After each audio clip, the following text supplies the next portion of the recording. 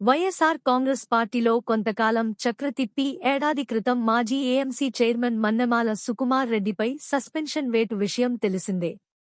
తొలగింపుకు కొంతకాలంగా ఆయన విశ్వప్రయత్నాలు చేస్తుండగా గతంలో నెల్లూరులో విజయసాయిరెడ్డి సమక్షంలో సమన్వయ సమావేశం రసాభాసగా మారి కావలి శాసనసభ్యుడు రామిరెడ్డి ప్రతాప్ కుమార్ రెడ్డి ససేమిరా అంటూ అడ్డుకోవడం జరిగింది. తదనంతరం ఆ అంశం అటకెక్కేగా ఎన్నిక వేళ మరోసారి తెరమీదకు వచ్చింది. ఆ పార్టీ సమన్వయకర్త చెవిరెడ్డి భాస్కర్ రెడ్డి కావలికి వచ్చి ఎమ్మెల్యే ప్రతాప్ కుమార్ రెడ్డి నివాసంలో నియోజకవర్గంలోని అన్ని ప్రాంతాల ముఖ్యనాయకులతో సమావేశమై ఈ విషయం గురించి చర్చించడం జరిగింది. అయితే సుకుమార్ రెడ్డి పునరాగమనం పట్ల అంతా వ్యతిరేకించారు. అనంతరం పార్టీ హైకమాండ్ దృష్టికి వెళ్లగా సుకుమార్ వల్ల లాభనష్టాలపై తీవ్రంగా మదింపు చేసి అనేక లెక్కలు కూడికలు తీసివేతల కసరత్తు జరిపినట్లు సమాచారం. మొత్తం మీద శనివారం మధ్యాహ్నానికి సుకుమార్కు కావలి నియోజకవర్గంలో ఏ మేరకు బాధ్యతలివ్వాలనే అంశం పూర్తిగా నియోజకవర్గంలోని ఆయా మండలాల, పంచాయతీల, మున్సిపాలిటీ వార్డుల నాయకుల అభీష్టం మేరకు నిర్ణయాలకు వదిలిపెట్టినట్లు సమాచారం. ఈ నేపథ్యంలో త్వరలో మరో పర్యాయం ఎమ్మెల్యే సమక్షంలో ముఖ్యనాయకులతో కసరత్తు సమావేశం జరగనున్నట్లుగా తెలిసింది. దాంతో సుకుమార్ రెడ్డి వ్యవహారానికి తెరపడే అవకాశం లేకపోలేదు. ఆయనను పక్కన పెట్టిన తర్వాత నియోజకవర్గంలో వైఎస్ఆర్ కాంగ్రెస్ పార్టీ ప్రజలకు దగ్గరైన మాట వాస్తవం.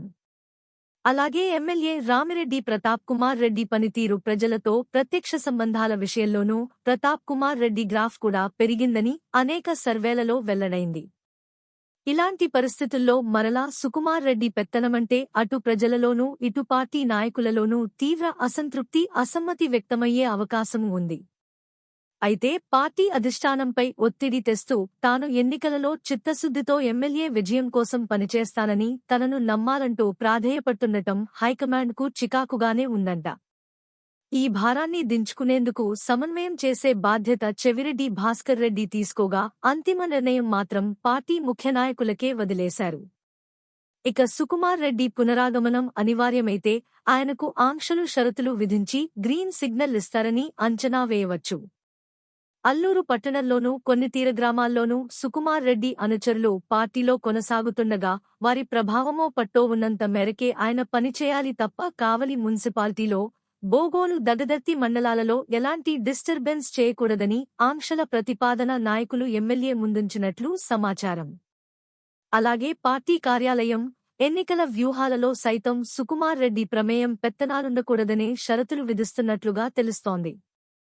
వీటికి అంగీకరించి కేవలం ఎన్నికలలో విజయం కోసం మాత్రమే పనిచేసేందుకు ఆయన అంగీకరిస్తేనే ఆహ్వానం లభించవచ్చు. ఆయనపై అనేక విమర్శలు వచ్చిన నేపథ్యంలో ఎలాగూ నిరంతర నిఘా, ఆయన కార్యకలాపాలపై పరోక్ష పర్యవేక్షణ తప్పదని కూడా కొందరు ఆ పార్టీ నాయకులు వ్యాఖ్యానిస్తున్నారు.